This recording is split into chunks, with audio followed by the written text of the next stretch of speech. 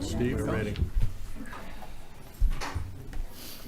We'll go ahead and begin. We have two activities or purposes here today. The first is to review the agenda items, which we will formally address next Tuesday evening at 6 p.m. right here at City Hall. And following the agenda meeting, we'll move into a work session. So we're going to go ahead and begin. And we all know that today is Halloween as well. So we know all those of you in the audience want to get out, get your share of candy, or at least get your kids out to get their share of candy. So, Bill, will you lead us through those action items? Yes, sir. Thank you, Mayor, members of the board. A couple of things on your meeting that evening. We'll have the quarterly financial report from our finance director. We'll be acknowledging the Mayor Board of Directors agenda meeting dates for January through June of 2024, and the naming of Director Steve Trusty, District 6, as the Assistant Mayor from January through June of 24. The first item on your consent agenda is consider Resolution R23-174, a resolution acknowledging receipt of the City of Hot Springs financial statements for September 23, and our Finance Director, Ms. Karen Scott, will discuss the item. Thank you, Mayor and Directors. Monthly financial statements are issued to keep city management and constituents apprised of the financial condition of the City of Hot Springs. The September 2023 statements will be provided as an attachment to your board action request, and staff recommends acknowledging receipt of the September 2023 financial statements. Very good. Any questions of Karen? Thank you. Next, we have Resolution R23-175, a resolution authorizing a contract for services with the Hot Springs Metro Partnership, and I believe our city attorney is going to handle this item. Thank you, Bill. Mayor, members of the board, past several years, Hot Springs Metro Partnership has served as our economic development provider. We've entered into a contract for services with them each year. The terms of this year will be the same with regard to the monetary exchange. In addition, you had a work session earlier this month pertaining particularly to the Majestic Hotel site, the property, and the solicitations and vetting of that prospective buyers for suitable development. That it will essentially stay the same. I didn't hear anything out of the work session that indicated the board had any other wishes. So this will come to you in essentially the same scope and manner that it did last year. Yes, ma'am. Could we receive a report on the relocation services? We're following up on that. I believe, yeah, Because isn't that a separate amount? it is. That's 12,500, and that has been requested. Yes, ma'am. Will we have that before will that be in our packet, or will we have that information before this comes for a vote? We should be able to have it in the packet. If not, certainly you'll have it at your meeting. Thank you. Any additional questions of Brian? Director Webb? Thank you, Mayor. In our packet too, will there be any report as to the progress of the Majestic by the Metro as well? Well, they provide that periodically, as you know. I'm sure that they will. If you want this on new business, we can have a full report. I would probably make that suggestion. Okay. If you have it on new business, you can have all the reporting you'd like. I would want that. We'll go ahead and put on under new business. So that'd be the first item. We have a short list of new business, so we'll add that. And any others? Next, we have Resolution R23-176, a resolution approving an administrative services agreement and a business association agreement with Qual Choice Health Plan, Inc. And our Human Resource Director, Brooke Gilbert, will discuss this item and the next several, which all have to do with our benefit plans. Brooke? The City of Hot Springs selected Qual Choice Health Insurance as its third-party administrator pursuant to a competitive selection process in 2017. They have served us well from 2017 to 2023. Staff recommends continuing these agreements for a term of 3 years pursuant to the state code that allows existing contracts to be renewed.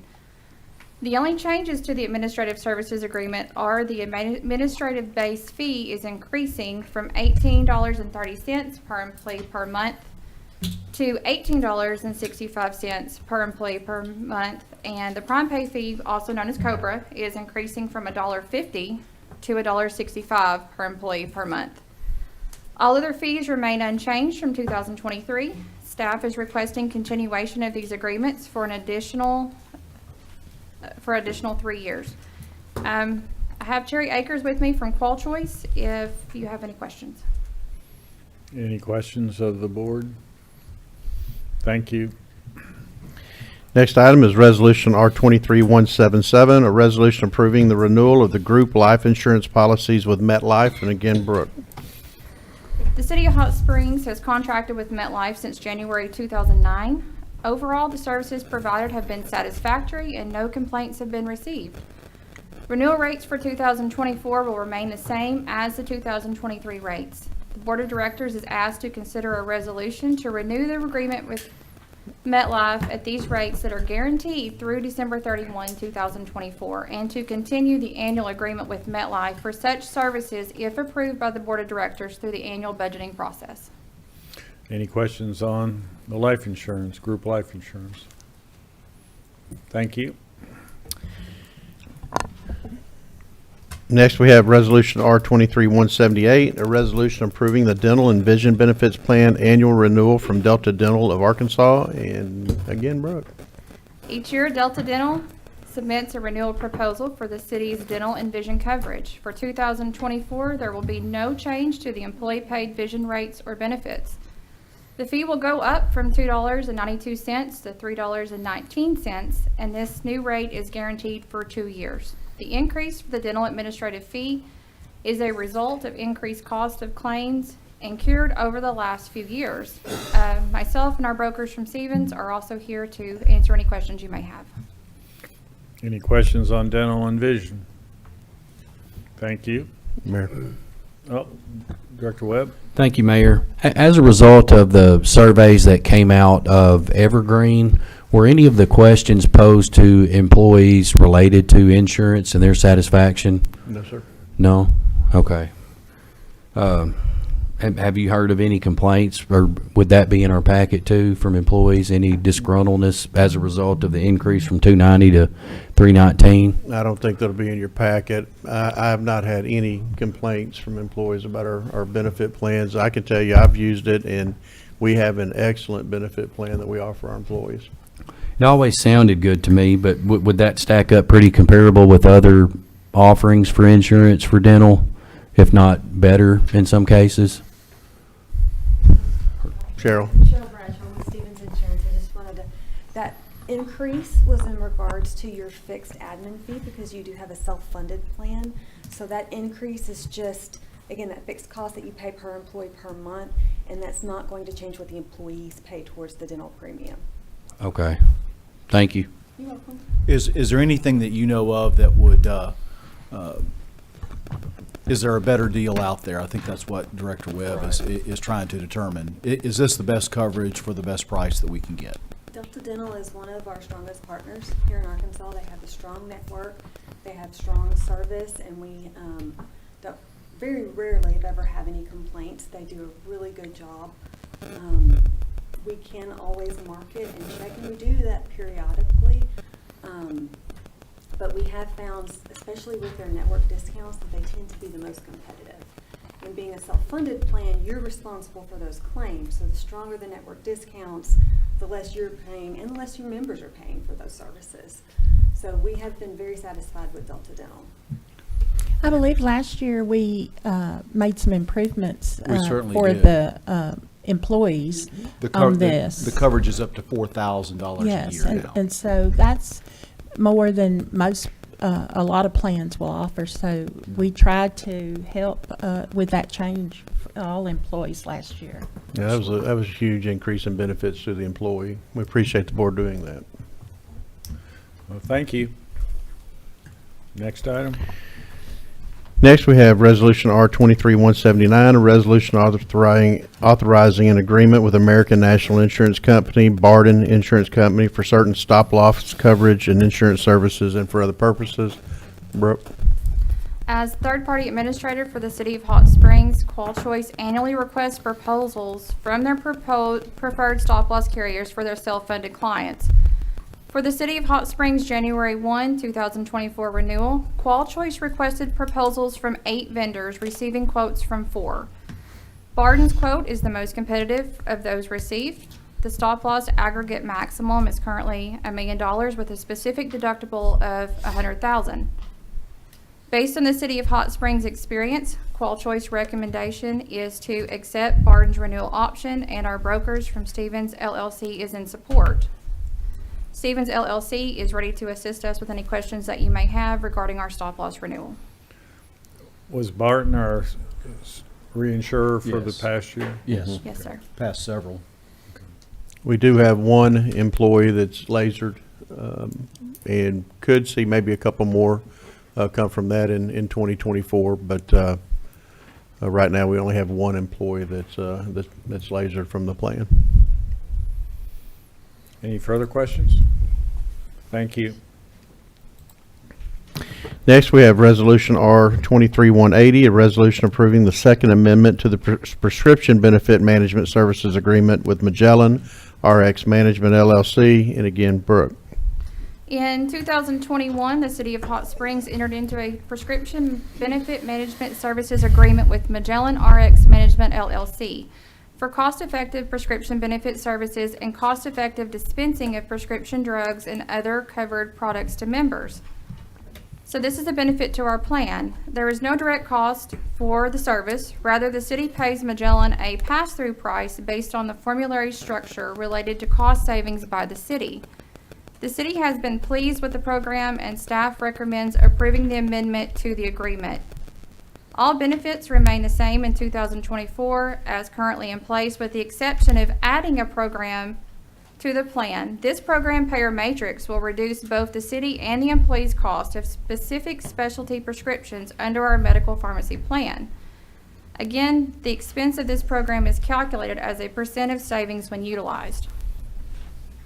Any questions on this item? Prescription drugs. Thank you. Yes, sir. Thank you. Next item is consider Resolution R 23-181, a resolution levying 0 mil of ad valorem taxes for the general fund, and our city clerk, Harmony Morrissey, will discuss. Thank you. Each year, the Board of Directors must certify to the quorum court the rate of taxation on real and personal property located within the city for the purpose of raising general fund revenues. A copy of the city's resolution will be transmitted to the county to present at the quorum court's November meeting. City staff is recommending a tax rate of 0 mil for the year 2023. You got any questions on that? Anybody want to raise it? No. Didn't think so. Next. Resolution R 23-182, a resolution levying 0 mil of ad valorem taxes for the fire officer retirement and pension fund, and again, Ms. Morrissey. Thank you. Similar to the previous item, the city must also certify to the county the amount of fire pension millage to be levied and collected during the upcoming fiscal year. City staff recommends a tax rate of 0 mil for the year 2023 for the fire officer retirement and pension fund. Any questions on this item? For 2024? It's for 2023 to be collected. paid in 24, Yes, okay. ma'am. Thank you. Next item? Next item is resolution levying 0 mil of ad valorem taxes for the police officer retirement and pension fund, and again, Harmony. And similar to the fire pension fund, the recommendation is that the city levy 0 mils for the police officer retirement and pension fund. Any questions on this? Thank you. Next, we have resolution R 23-184, a resolution designating the voting delegate for the Hot Springs, Arkansas at the 2023 National League of Cities Annual Business Meeting. And Harmony. Thank you. National League of Cities is holding the annual City Summit November 16th through 18th, 2023 in Atlanta, Georgia. Resolution 10,221 passed April 18th of this year authorized directors Phyllis Beard, Marcia Dobbs-Smith, Karen Garcia, and Steve Trusty to travel to the 2023 City Summit to represent the City of Hot Springs. The National League of Cities annual business meeting will be held on Saturday, November 18th at the conclusion of the City Summit in Atlanta. And as a member of NLC, the City of Hot Springs is entitled to send one voting delegate to this annual meeting. To be eligible to cast votes for the city, the delegate must officially be designated by the city by resolution and physically attend the business meeting. Mayor, that concludes my report. I just need direction on if the board wants to name that particular director this evening, or if you'd like to move it to new business to discuss further at the November 7th business meeting. How have we done that in the past, Bill? You'd have someone volunteer for that, and if the other members of the board were fine with that, we'd write their name into the resolution that we bring you on Tuesday night. If there's more than one, then I would suggest that you put it on new business and discuss it. Well, those who are attending, who would like to serve in that capacity? I would, Mayor. I'd volunteer to do that. I Maybe did it anybody else last that would year. like to serve in that capacity? Obviously, those are attending. Hearing none, we'll submit Director Trustee's name into the resolution. Thank you. Next, we have Resolution R-23-185, a resolution approving a sub-recipient agreement with Washita Children, Youth, and Family Services to administer a rent and utility emergency subsistence payment program using community development block grant funds, CV funds, and for other purposes. And our Planning and Development Director, Ms. Kathy Selman, is here to discuss. Thank you. These are Community Development Block Grant Coronavirus Relief Fund, CDBG-CV. And these are additional funds that were provided to the city by HUD through the Coronavirus Aid, Relief, and Economic Security Act, which we know as the CARES Act, in 2020 to address the negative impact of COVID-19 on low to moderate income City of Hot Springs residents. These payments will be limited to Hot Springs residents that meet the HUD income limits 2023 guidelines for low to moderate income individuals. The Washita Children, Youth, and Family Services was one of 3 respondents to the city's request for proposals. The United Way of the Washitas and AG Witt LLC also responded to the RFP to manage the program. OCYFS will administer the program with assigned staff through a 15% administrative cap on the $93,232.51 total. They are an experienced service provider in the city and will be able to effectively manage the program and funds. And that 15% administrative cap totals $13,984.88. Payment will be made directly to the utility or landlord and not to the resident, and applications will be accepted at an OCYFS satellite location facility, which they will determine within the next few days. They will not be accepted at the Charter Oak location. Pursuant to Arkansas statute, responses were rated and ranked by a staff team, and the results will be attached in your packet. Any questions of Director Selman? Director Garcia? How soon will, after this is voted on, will it be active for them? If this is approved on Tuesday, we would expect that we would be getting with them immediately that week, if not Wednesday, very soon thereafter, so that this program can be available to people who need it. When that information is available, could we receive the information of where they will accept the applications and what hours, and any information that they need to have on their application? Right, absolutely. We'll make sure that gets out. Thank you. Any additional questions? Director Dobbs-Smith? Are these the funds that were administered by United Way last? They have been administered by United Way, and they've also been administered in the past by Washita Behavioral Health and Wellness. But the person that was doing it last year or this year was United Way? Most recently, yes.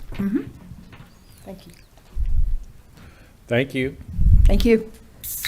Next, we have Resolution R-23-186, a resolution approving change order number 2 to the contract with Copeland Company, Inc. for the 2022 waterline improvement projects in the amount of $53,401. And our project manager, Todd Pillar, will discuss the item. Todd? Thank you and good afternoon. As Bill mentioned, this is change order number 2. Change order number 1 to the 2022 water line improvement projects was Lakeland, which is complete. We've upgraded that 12-inch water main. And as we were working on Laser Street as part of the 2022 water lines, the 8-inch ductile iron pipe, we were trying to connect it to Indiana Street.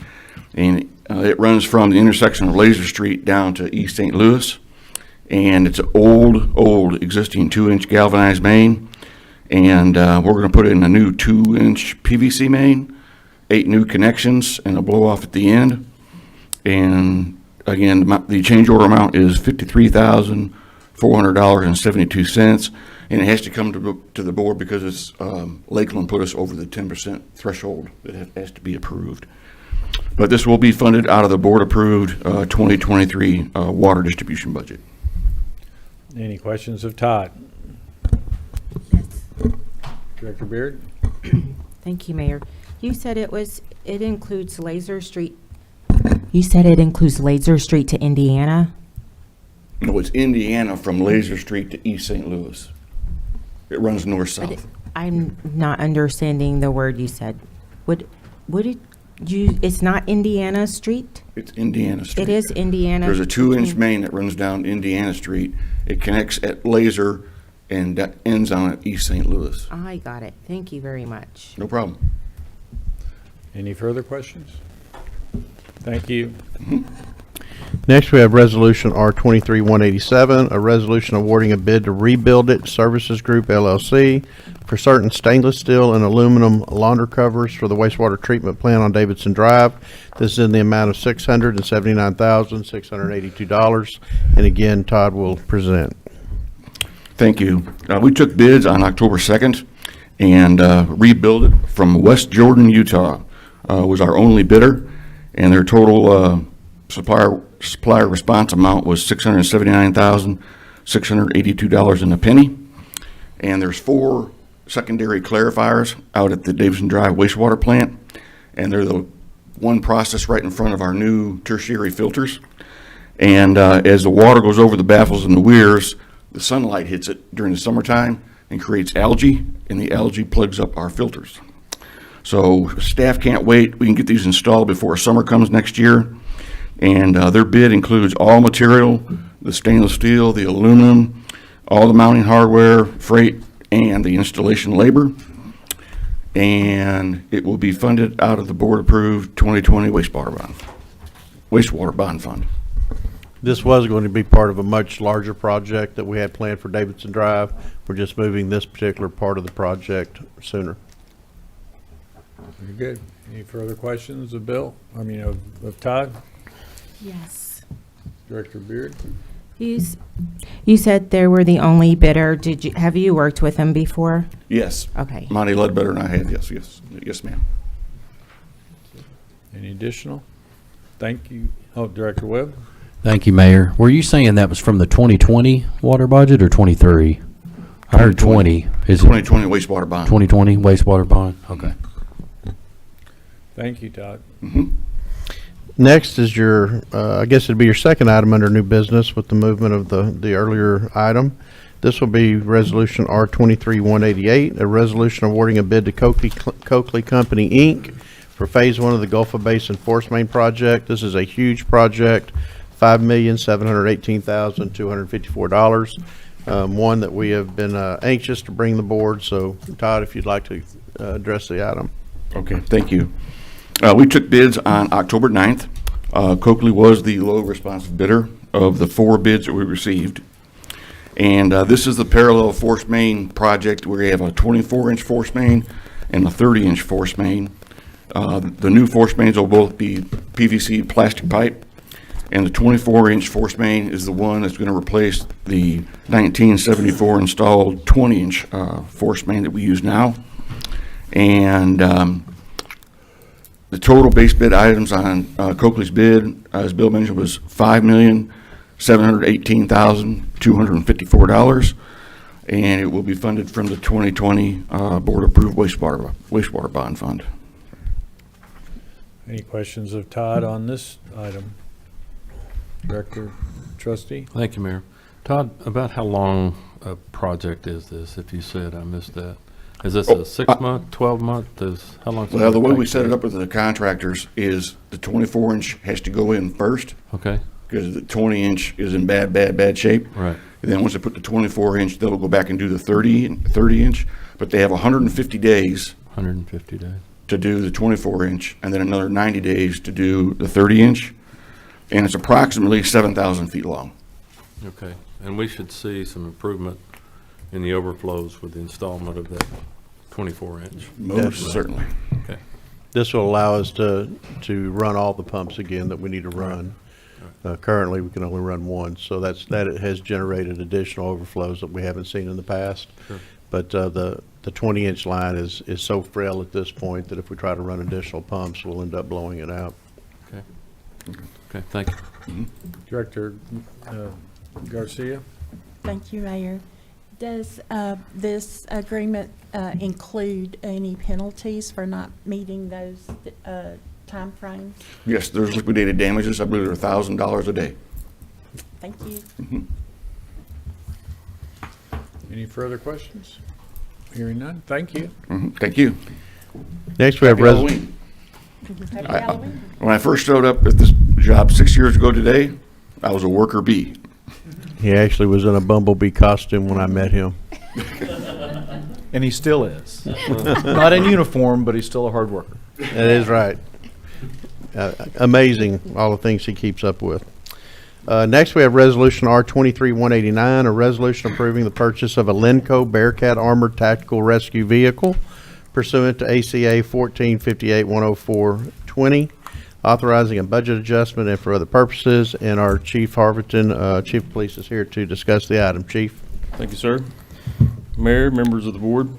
In the last 5 years, the Hot Springs Police Department has responded to over 60 incidents that require the use of tactical officers and/or crisis negotiators. There were 4 cases in the last 8 years in which suspects fired shots while officers were on scene. This demonstrates the need for ballistically protected vehicles when responding to these critical incidents. The Hot Springs Police Department is requesting to purchase a Lenco Bearcat Armored Rescue Vehicle. This vehicle would serve as a primary response vehicle for all SWAT operations, but could also serve as a general rescue vehicle for other critical incidents as needed. The Bearcat is a purpose-built tactical operations vehicle intended for use in an urban environment. The exterior walls and windows are capable of stopping 50 caliber rounds and can withstand multiple strikes. It can carry up to 12 fully dressed out tactical officers. The vehicle is built upon a Ford chassis with Ford driveline and engine, thus making it serviceable with common Ford parts. The vehicle, as specified, is 4-wheel drive with an armored 40-gallon fuel tank, blast-resistant floor, roof hatch, and skid-resistant roof, high-capacity rear air conditioning system, and will be pre-installed with emergency lighting, siren, PA systems, and other law enforcement-specific equipment. It will also be prepped for the Draco gas delivery system, which will also be requested for purchase in a separate resolution. If approved for purchase, the Bearcat will replace a 2002 Ford Excursion with over 134,000 miles that offers no ballistic protection nor any specific law enforcement features other than some minor retrofitting. This purchase was previously identified by the Board of Directors as a primary project on their list of unfunded capital proposals. Lenco offers several cooperative purchasing contract options to include the Iowa State contract noted in the resolution. The financial impact of the purchase is $246,020, and the Restricted American Rescue Plan Act grant funds can be used for this purpose. You do have a COA provided in your packet, and I'll be happy to answer any questions that you might have. The budget amendment that he mentioned in the title, that is moving funds from the ARPA restricted funds over to the budget to allocate monies to be able to make this purchase. Director Garcia? Do you know what the lead time may be on after order to receive it? Yes, ma'am. Unfortunately, it's about a year. Oh, okay. Any additional questions? Director Thank you. Beard? It says sheriff, you're not sharing it with them, are you? That's just a representative It's just- okay. picture that we pulled off the internet. Okay. It'll look very similar to that, but Okay. it won't. No, we'll put our own logo on the side of it, whatever we choose to put. It'll probably just say Hot Springs Police or something like that. Director Webb? Thank you, Mayor. Just so we're clear, Chief, and I am too. This is in reference to what you were sharing with us at a previous work session earlier this year, right? The same tactical vehicle? Yes, sir. You guys saw this in the PowerPoint that I did some Right. time ago, and I had videos and things in there. It's the same vehicle, yes, sir. Okay. Do we have any plans for what might happen to the excursion?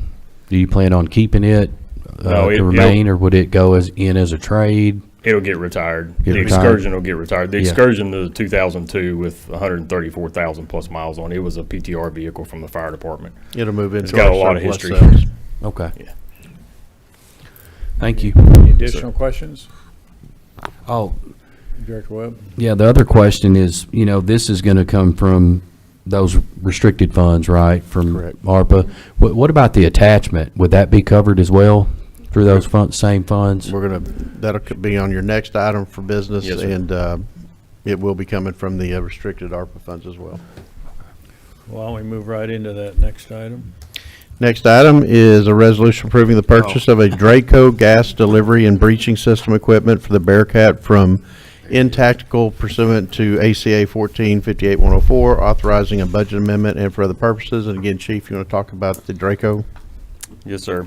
The Hot Springs Police Department is requesting to purchase the Draco gas delivery and breaching system as an equipment add-on to accompany the purchase of the Lenco Bearcat Tactical Rescue Vehicle.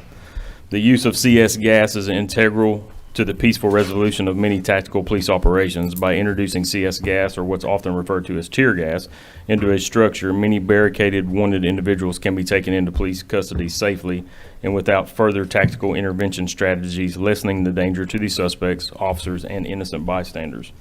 The Draco gas delivery and breaching system would be used in concert with the Lenco Bearcat. It would allow officers to breach doors, windows, or even walls of structures or vehicles and remotely introduce CS gas or smoke in an attempt to peacefully resolve critical incidents. The Draco is the only forced air gas delivery system available on the market today and uses multiple fans to force the CS gas out of the delivery chamber and into its intended area. It can also be used without the introduction of gas to breach doors, windows, or walls in order to prepare a breach point for SWAT officers or to assist with the evacuation of persons from inside of a structure. J&N Tactical is the designer, manufacturer, and sole source supplier of the Draco system. The owner of J&N Tactical is a former police officer and SWAT operator who designed this product based upon a need that he observed while performing tactical operations himself. He worked in concert with Lenco to develop a prep package option for the Bearcat so that the Draco may be attached directly to the breaching arm of the vehicle and operated remotely from inside. Also, source documentation is provided in your packet. The financial impact of this purchase is $24,125, and the Restricted American Rescue Plan Act grant funds can be used for this purpose. COA is also provided in your packet. I'd be happy to answer any questions. Any questions of the chief on this item? I have Director. a question. Oh, go ahead. Director Trustee? Thank you, Mayor. Chief, this will be mounted on the Bearcat?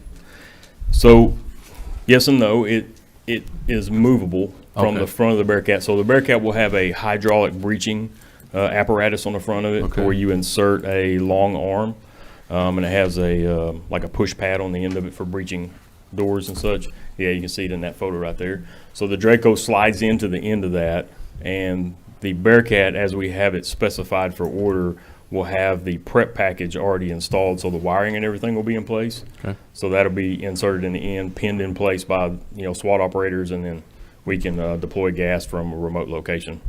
Mostly that would be from inside of the vehicle, of course. Okay, thank you. Director Holliday? Yeah, that was pretty much my question, but kind of the other side, because it shows here on a cart, and I was just curious as to, novelty sake on my end, is if this is something that requires the vehicle, or if it can be used with or without the vehicle. Does require the vehicle. The cart comes with it. The cart is for maintenance and cleaning. So Okay. after you use it and it's full of residual CS gas and things of that nature, we would place it on that cart and be able to move it around and clean it. Okay. And then it will have a carriage on the back of the vehicle that it rides on until you need it, and then it just goes on, it pins up into the front and gets wired up and deployed. Okay, perfect. Thank you. Yes, ma'am. Any additional questions? I have a question, Mayor. Have you identified a location to be able to store this, both the vehicle and the breaching device? The vehicle can be stored in the back lot of the police It's department. just, you're just gonna keep it uncovered? or- It'll be fine, yeah. All right, that completes the action items, which will be formally addressed next Tuesday evening, at 6 PM. Bill, you got an extra one? You do have one more, and that is a resolution Oh. adopting a budget for the city of Hot Springs, Arkansas for the year A budget. 2024 and for other purposes. And this is another one we're glad to Small be item. bringing to you. Did you know anything about that, Nick? Thought we had till the end of the year. Okay, we got the budget. You gonna make a presentation right now? Well, you know, we had the budget workshop. I will say we did go back and make some changes to the budget since that time. We added an additional 1% of the sales tax, which added about $182,000 to the total. I'm pleased to say that the budget that we'll be bringing you will have a positive surplus budgeted for the general fund and general fund dependents at $706,594, up a little bit from what we had and shared with you at the meeting. We also have a 2-month premium budgeted, whether that's January and July. We've got 2 months of premiums budgeted from the wellness fund. We also have eliminated the $20 a month charge for employees for the year 2024. We did go back and take another look at the revenues in water, wastewater, and solid waste, as well as stormwater. We felt very confident we had the numbers good for solid waste and stormwater, but we did adjust those in water and wastewater. So I was pleased to see that. The budgets that I'm bringing to you will have all will have a positive fund balance as we move into the next year, with the exception of the airport. The majority of that, as we discussed, is depreciation from when they get grants and how we depreciate them over time. The second one is solid waste. It did come into a better position, but we are anticipating a deficit budget there of $917,000. We've had this before in this particular department, and it has always come in well above and usually with a positive surplus. But we are do have a deficit budget. You know, this one is primarily fuel and landfill fees that affect this department the most. Depending on those costs will depend on a lot of these that we have. They also run a significant amount of huge equipment, and we've had some pretty significant repairs in the past that has affected that fund as well. But they have a very, very strong fund balance. So well more than enough to cover this should that take place. So we're not too concerned with that one as we move through. Wastewater, as I mentioned at the meeting, it has a positive fund balance of about $104,000 that's budgeted, but still one that we are going to continue to keep a pretty close eye on that as we look at that cash account to make sure that some of the capital items that we have planned are spaced out throughout the year to make sure we have the right amount of cash to cover those. The other fund that is in a deficit is the wellness fund, which that is by design with the premium holidays and the elimination of the $20 from the employee. Be glad to answer any of the questions that you might have. Director Garcia. Thank you, Mayor. But is someone still going to be following up on impact fees on our utilities? Sorry. Yes, that's something that we won't have in the budget, but No, we will be I looking at that in understand that. '24 with our rate consultant. Thank you. Excuse me. Any additional questions, Director Holliday? I have a question. First of all, are you okay? Went down the wrong hole. Just a second. Okay, kind of towards the end of our budget session, we were talking about the salary survey and employee compensation. One of the things that came up was the 3% across the board for those who maybe were already within range. Can you bring us, and maybe just put it in the packet as another number to consider, what that amount was? I don't have that notebook in front of me, but we had the increase for all the departments. But can you bring one that does not include the 3% for uniformed officers, since the consultant did say that they were within range? And so so we'd be able to possibly look at that. I think what would be easier is to bring you the number of what that cost is for that 3% for that particular department. It's a general fund dependent, so it's almost dollar for dollar when we look at that, either as an increase or a decrease. But we'll definitely be able to give you that number. It's hard to run two different budgets because of all the things that go into our budgets, but we can at least give you the cost of that 3%. Yeah, because I'd like to, less about budget impact, but just thinking about the intent of bringing on that consultant and getting everybody in range. And so since that was the one set of our employees that was already in range, I'm questioning adding that 3% after we've made the adjustments this year. We will have that number available for you. Thank you. And in your packet. Director Webb? Thank you, Mayor. I want to say that 3% as it relates to police was at 370 that day. I don't have that number in front of me, but we'll have it for you. Thank you. Director Garcia? Thank you.